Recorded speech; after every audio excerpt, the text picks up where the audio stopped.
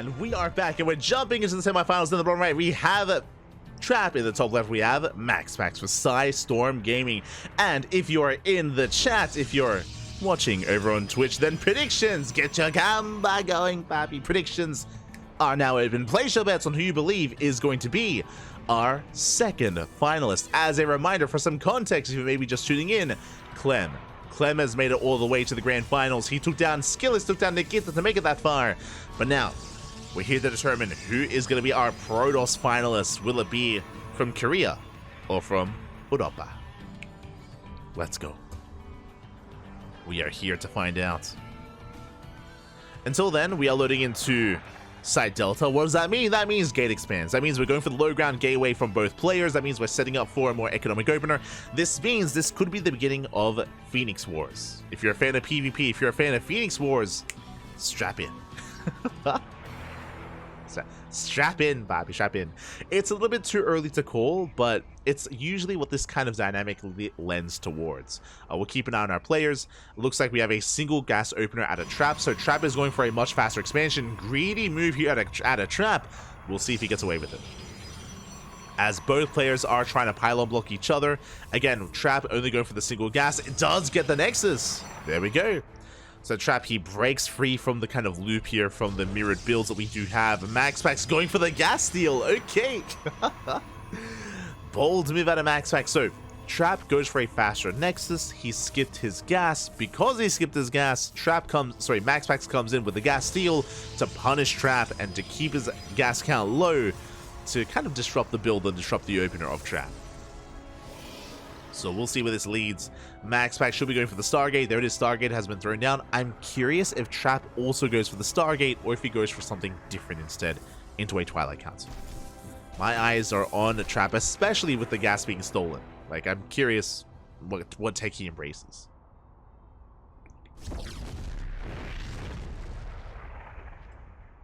As Trap is still on the one gas.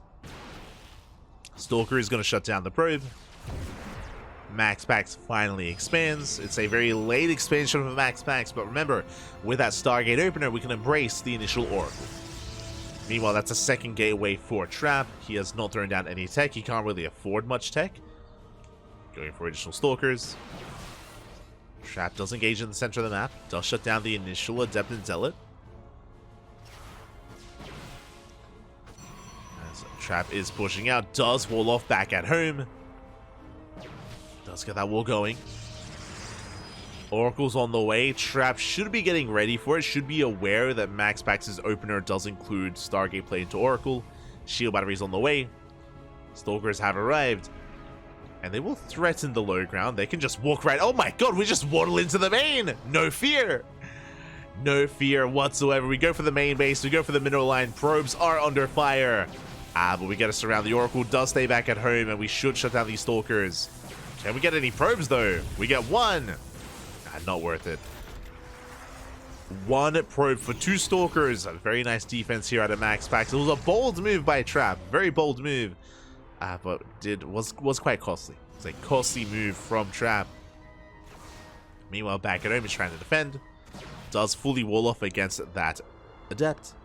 Oh, and now we're up to two Oracles. Two Oracles can one-shot probes. Even with a shield battery, it's not going to be enough. We could even try to focus on that shield battery instead and try to bust in. And we're going for the mineral line. Oh, Stalker's out of position. Two, we get 3 probe kills. We get almost 4. 3 probes go down. Adept shades past the army. Shades into the bases.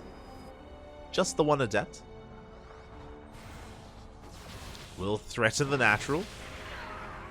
And as the dust does settle, Trap still has a worker lead, by the way, because of how fast that natural base was.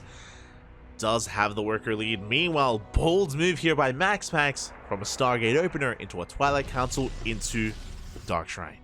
DTs. Dark Templar on the way. Oh boy. Can a Trap keep up? Will he have detection? If he does not, the game can just end. There's no Stargate, there's no Robo, there is 0 detection for Trap. And the longer this goes on, the more I'm concerned for our blue Protoss player. We have seen the best of the best fall and instantly GG to DT play. It's happened to Hero, it's happened to MaxPax, it's happened to Classic, it's happened to the best of them. Ah, but he's gonna scout. Ooh, Trap, he does find the pylon. Likewise, Trap is going for the Robo as well. We do force a cancel.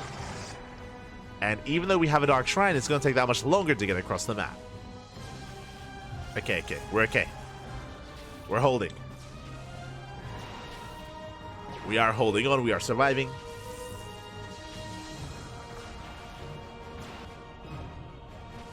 MaxPax has the tech, but is unable to actually make use of it. Robo just now finishing for Trap. That was action to an Observer. There we go, Observer's on the way.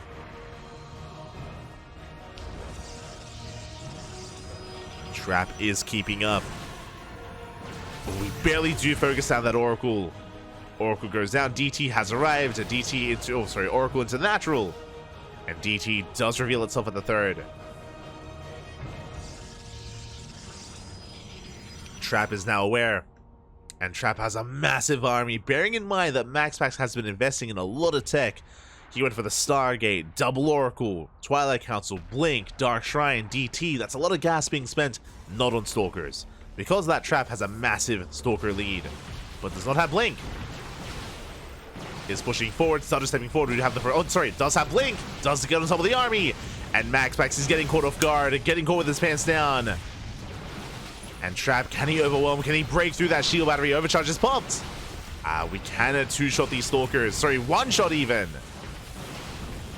Shield battery is going to be targeted. We could try to go for a defensive DT. DT's across the map. Probes are falling. Good damage dealt here by Trap, but he does not break the third. Barely not.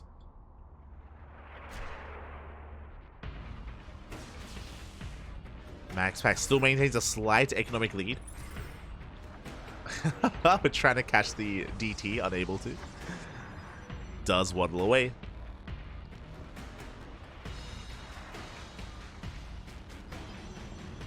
But again, Trap, he just doubles down and goes for another massive warp in, and he wants to try to break MaxPax here and now. Shield battery's not done. The Immortal's on the way, but the Immortal is going to get caught out. We go for the dive, we go for the blink. The Immortal does take some extra volleys, but it does fall. And we have double the Stalker count. Boys are being pulled. We focus on the Stalkers. One after the other. Cannon is up and running. We're defending back at home. The probes are buffering quite a lot, but it looks like Trap, he has enough. He breaks through the third base. GG gets called, and Trap takes game number 1. Whew. GG. A very nice lead here from Trap. He does take a lead. And MaxPax is now up against the wall. He's up against the wall. One more loss, and MaxPax is out of the tournament. Again, it was a very intense game. MaxPax did risk a lot on the DTs. As we saw, the DTs did nothing. The Dark Templar barely did anything. We were able to, Trap was fortunate that Trap was able to find and come across the proxy. The proxy pylon was able to shut it down, which meant it delayed the DTs and it allowed Trap to actually get into detection. As a result, DTs was a big investment, didn't do anything, and Trap had a massive Stalker lead and was able to flex that lead across the map. So very impressive stuff there out of Trap. Again, very fortunate as well that the DTs did as little as they did. And now we're settling into game number 2. Let's go. Let us go. Likewise, Trap also taking the reins and taking control of the game by going for that faster Nexus, by taking that initial economic lead, and that did put a lot of pressure on MaxPax to get economic damage. That's a big reason, I'm sure, as to why MaxPax did open up Dark Shrine, or follow up Dark Shrine from the Oracles, is because of the probe advantage that Trap had. There was more pressure on MaxPax at the time, and alas, was unable to get much done with it. And here we go, jumping into game 2 and spotting in the top right hand corner, we have Trap for Gen G Esports. In the top left, we have MaxPax for Storm Gaming. Whew, oh my god, we had quite an intense game number 1 there, where Trap was able to make use and survive the aggression of MaxPax, of course, settled into a counterattack as well and take advantage of MaxPax. But now we're entering a very different game state. A big reason as to how game 1 did unfold was the map itself. Was Site Delta, a unique feature, of course, having the ramp coming into natural, which led to these more economic openers from both players. But here, we're leading into Ghost River, a much more aggressive map, much smaller as well.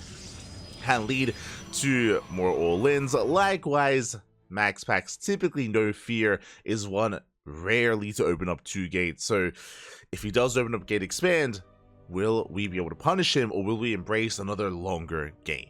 So for now, we're settling in. We are going to be settling in.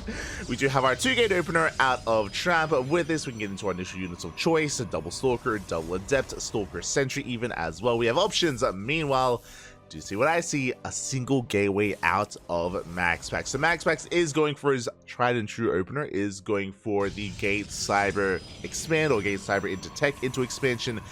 Once again, going for something more economic. And it's going to be on Trap to either punish this or to try to find a way to catch up and get ahead and keep up with the economy of MaxPax. So do we commit to an all-in or not? Both are viable options here. Again, because we're on Ghost River, all-ins are tempting as well. Probe getting into the main does confirm the positioning of the second pylon. So for now, MaxPax is aware that there is no initial proxy. Does confirm the pylon placement. Zeld has popped out to make sure we don't get pylon blocked, to make sure that we can expand freely. Back in the main base, Stargate is on the way for MaxPax, and Trap has opened up double Stalker. Much more assertive opener. Double Stalker going to be moving out across the map. Meanwhile, the Zeld is on the hunt, but the Zeld will pull away again to make sure that the base does get up and running. And Trap does run to the pylon, but alas, does get scattered immediately. Trap, he tries to commit and will be shut down early on. And now it's on Trap to deviate. It's on Trap to try to switch gears here, as the initial proxy plan is delayed. Well, the Zeld is on the hunt, does find the probe as well. Probe going to be hunted down. Do open up double Stalker. There was a bit of a supply block there for a moment, but there we go. Another 2 Stalkers on the way. The probe is going to be hunted down. Adept is on the hunt as well. And MaxPax is popping out with that initial Oracle. The Oracle's on the way. The Oracle should be harassing across the map. Scouting as well. Trap does double back around and does throw down another pylon. Trap, he wants to commit. Okay. Trap, he wants to double down here. And the scary thing about what is happening here is that Trap is delayed. His proxy is going to be delayed. His reinforcement is going to be delayed as well. The pylon is now done. Now we can throw down the gateway. Meanwhile, Void Ray's on the way for MaxPax. And we'll see if the Oracle can get any damage done. The Oracle's moving out across the map. Meanwhile, Trap collapsing here on that initial Nexus.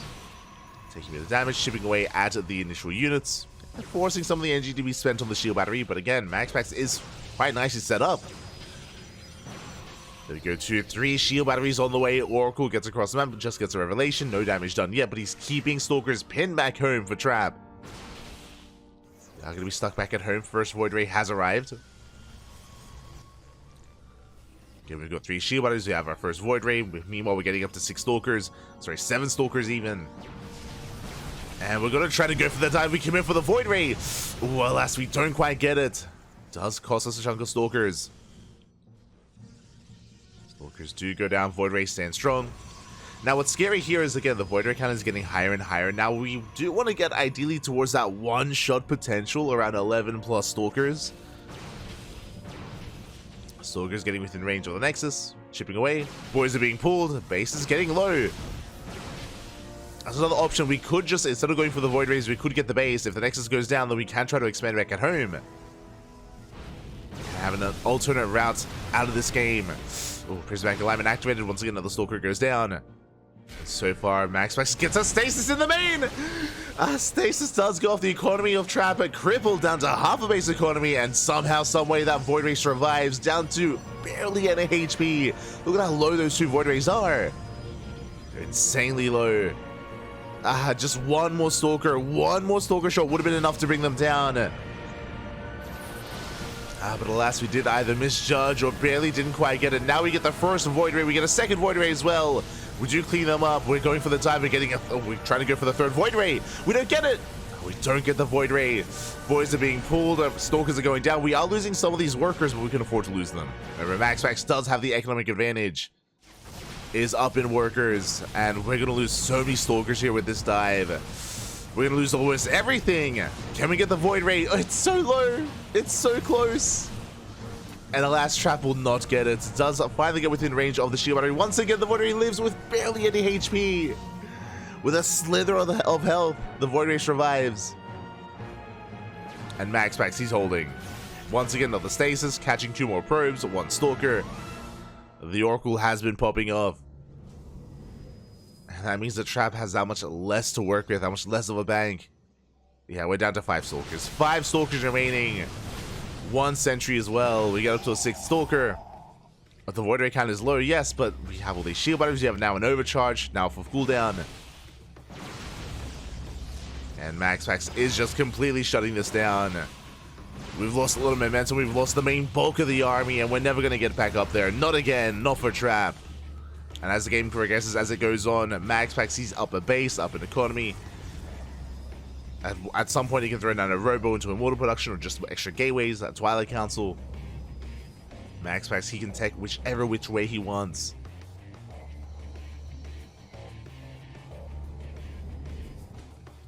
Trap, he did miss his opportunity.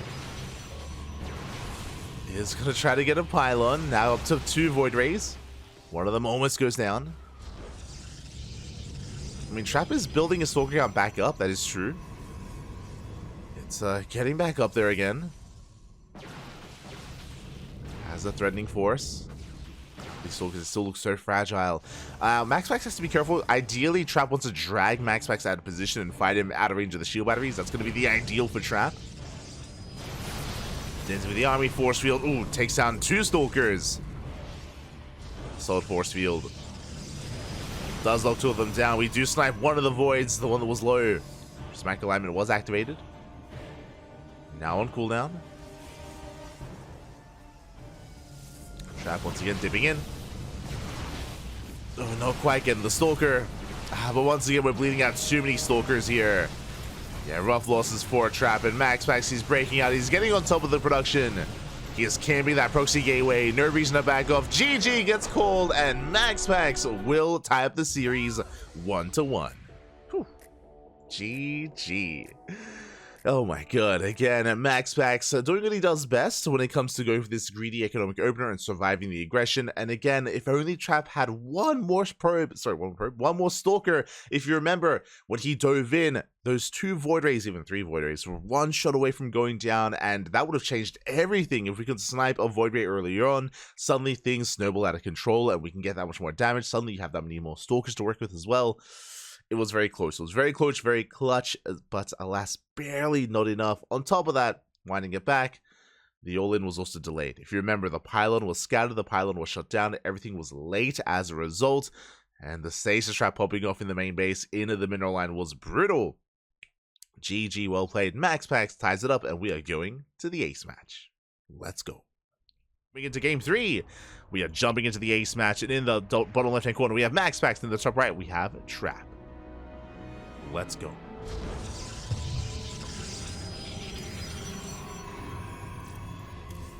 Let us go. We are jumping into game 3. I will have to splice together the VODs for YouTube, which is going to be a little fun.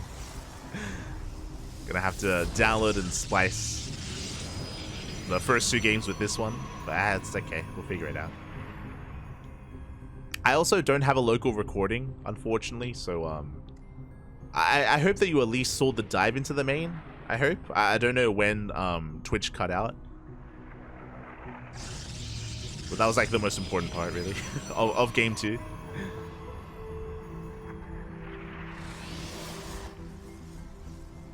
Now we're settling in.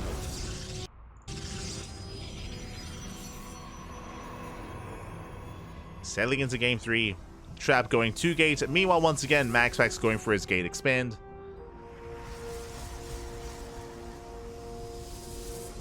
Once again, MaxPax is going for a more economic opener, going for the Cyber Core into the Stargate, into the Nexus.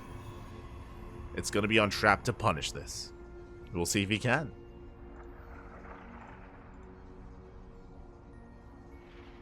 We will see if he can.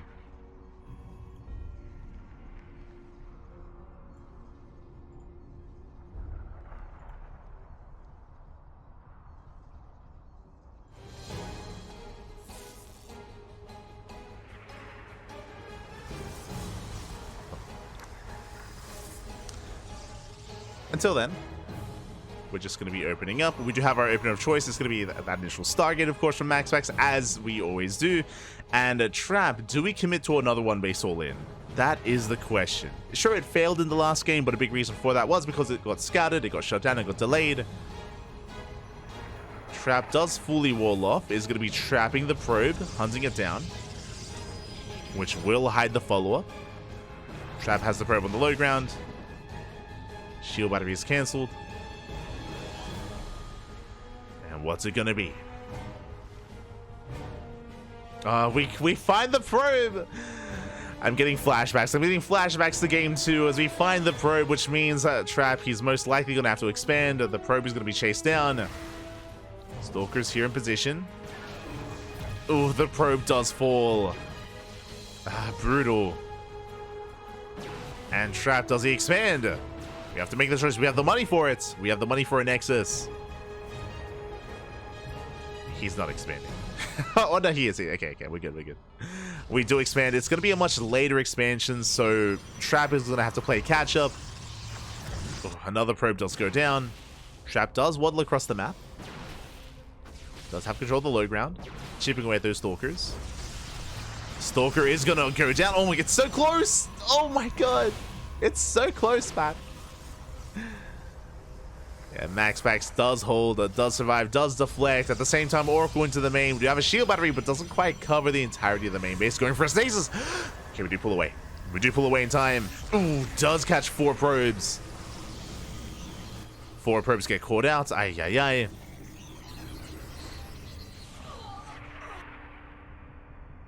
While the councils are on the way. We're settling in towards a longer game, but again, I do favor MaxPax in this position. It does have the economic advantage. Does move out once again with those oracles. 2 oracles can one-shot probes. And we commit. We dive in. 3 probes go down. Very nice damage. And this is the power of the MaxPax opener.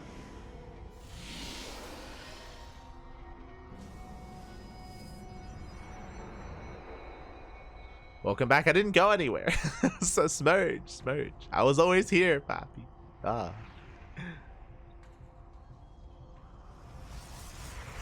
But we do have 2 more gates on the way. Working towards Blink.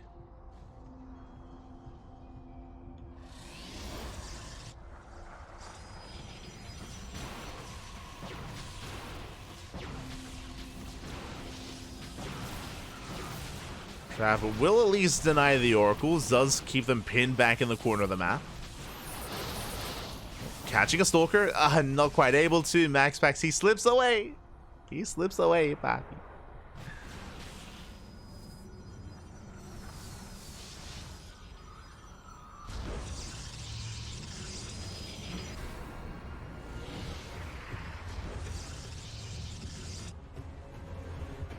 And MaxPax, he pulls back, taking a 3rd base, maintaining his economic lead, extending it even by taking a much faster 3rd.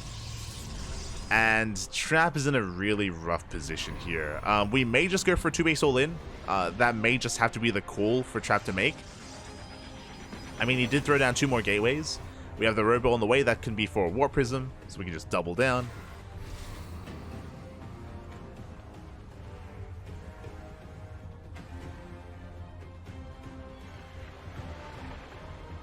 Can just double down here. I mean, Trap is going to expand. Takes a 3rd.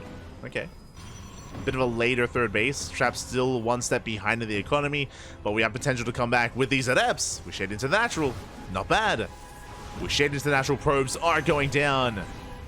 We'll get 4 probe kills. We're slowly bouncing back. Very nicely done here by Trap. Gets 4 probes. Back at home. Settling into his 3rd base. Still behind in the economy, but less so than before at least.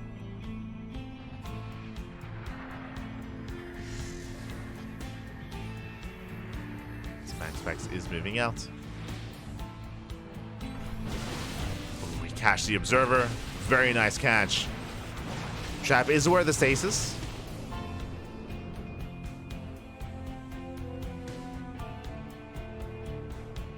Trap is aware. Stasis into the main. Trap, does he notice? He does. Oh, but he reacts a little bit too late. 5 probes get caught, at least 5 probes. Another stasis towards the natural. This time he does react. He does shut down the Oracle. No, he doesn't. I mean, he does, but oh my god, a massive stasis. Not again. Ay, ay, ay. Getting flashbacks to game 2. We saw it there as well. Boys are being pulled, overcharges popped. Trap trying to hold on, but the Adepts are being shut down, one after the other. We're going for the dive on the Immortal. The Immortal goes down as well. Massive pick-off.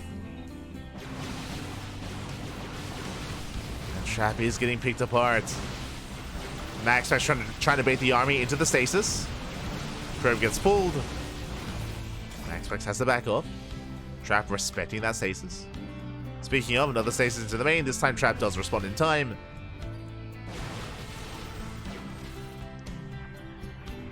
And now we have an Immortal for Trap. Trap, he's going to be able to hold on. He's going to be able to fend back the main army for now, but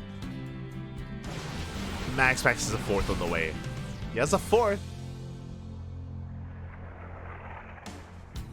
Nexus has been thrown down.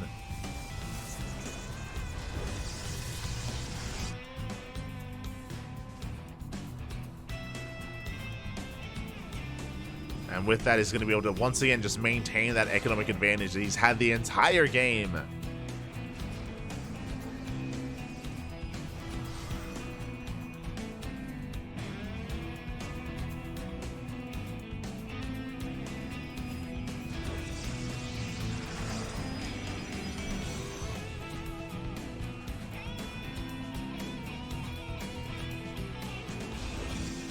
MaxPax rotates, keeping up with the Adepts.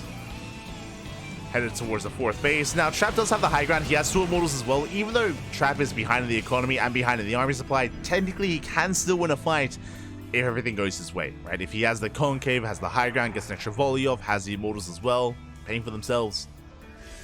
Like, we can still make up for a smaller army. But the stars do have to align. And the armies are missing each other. Oh boy. The chaos continues. Trap hits the 3rd at the same time, so does MaxPax. He blinks on 4 to collapse on top of the 3rd Nexus. We're trading a base for a base. And do we keep going? Do we commit? 3rd base goes down. MaxPax head towards the natural. At the same time, Trap pushing into the main. He's pushing into the main base. Boys being pulled away. MaxPax can always recall. But he does deny +1. +1 is denied. The supplies are looking quite similar, actually. Trap, can we pull this off? Can we pull this off? As he does rotate over, he will shut down the forward 4th base. And boys being pulled. Probes getting caught out. And Trap, he's on the hunt. He's going to try and chase down as many of these probes as he can. Nexus will fall. He can replace his Nexus with his own. Trap doesn't quite have the money. He doesn't have money for a Nexus. Doesn't have money for it. Trap does turn back around. Defends that center base. Gets it back up and running, but this entire time MaxPax has been mining from the 3rd. He has been mining the Prism. No! Prism does overextend. Prism goes down. Trap pushing up a ramp into his own main. Is brutal. We have a stasis. Oh my god. Have the stasis in position. We still have control of the main. And Trap, he cannot push into this. Not like this. And remember, MaxPax can always recall. Always recall back. This nation gaining high ground vision, pushing up the ramp. Ooh, Immortal getting exposed. Immortal almost goes down. It's so close. Up. He doesn't get it. Barely does not get the Immortal. At the same time, DETs, they hit the base. They hit the mining base. That's all we have left. Yeah, again, this base trade was the best chance, the best opportunity for Trap. But he's being pulled apart. And again, MaxPax still has mining. MaxPax still has production. He can still warp in. He can still reinforce. It does get the Immortal. There's 1 Immortal left. Boys are being pulled. And MaxPax is looking to run away with this. GG gets called. MaxPax will take the series 2-1. GG.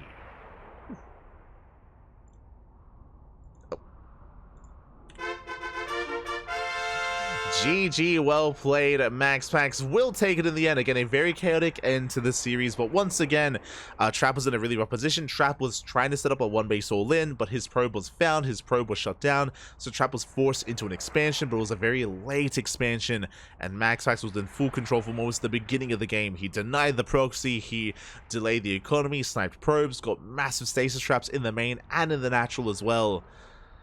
Yeah, MaxPax was just all over it and really showcasing the power behind his opener as well. Like, this was almost the ideal, like, showcase for that, to see what you can really get away with this kind of build. With that, congratulations, MaxPax advances on to the grand finals. And we have our two finalists. It's going to be MaxPax and Clem. We have our payouts here in the chat. And I'm hoping this is not a repeat of what happened last time. If you were here last week, we casted MaxPax versus Clem, also in the finals of KungFu Cup, and if you remember, it didn't quite end with the bang we were hoping for. It was a rough series, and a rough end to the series as well. If you were here for it, you would remember MaxPax took down Clem 3-0, and it wasn't just a 3-0. Game 3 ended very abruptly, and it did look like Clem was very frustrated. The openers went awry, and Clem just GG'd out, like in like 3 minutes into the game or something.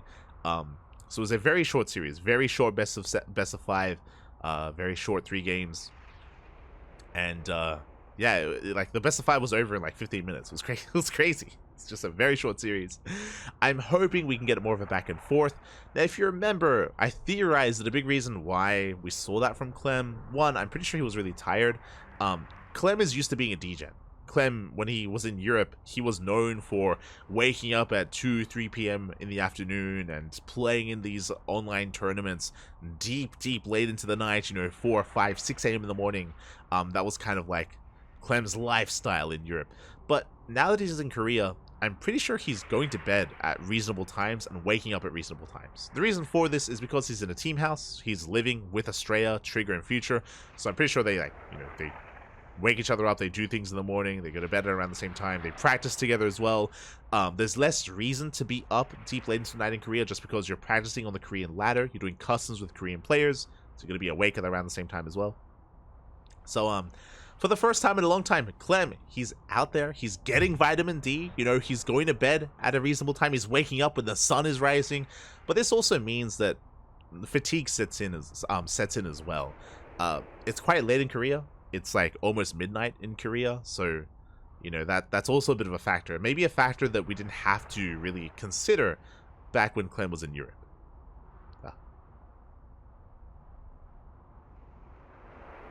Clem on vitamin D is a scary thought. It is. It's crazy. He's energized, papi. He's got the D, papi. He's got the D. Insane. So we'll see. We'll see if Clem can, stay energized and maintain himself coming into the finals. We'll see if he can. Full power Clem. Also, I assumed as well that last week, because it was the first week of Clem in Korea, was he was a little bit more fatigued and a little bit more jet lagged. There's more reasoning for that as well. But hopefully we can bring things back and have a back and forth here this week in this week's finals. I hope so. I do hope so. Fingers crossed. Fingers crossed.